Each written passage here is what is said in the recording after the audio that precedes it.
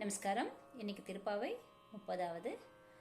வங்க கடல் கடைந்த மாதவனை கேசவனை திங்கள் திருமுகத்து சேயிழையாய் சென்றிரைச்சி அங்க பறை கொண்ட ஆற்றை அணி புதுவை பைங்கமலத்தன் திரியல் பட்டாபிரான் கோதை சொன்ன சங்க தமிழ் மாலை முப்பதும் தப்பாமே இங்கி பரிசுரை பாரிரண்டு மால்வளைத்தோ செங்கண் திருமுகத்து செல்வ திருமாலால் எங்கும் திருவருள் பெற்று இன்புருவார் எம்பாவாய் எங்கும் திருவருள் பெற்று இன்புருவார் எம்பாவாய்.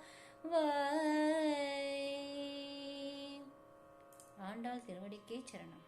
நமஸ்காரம்.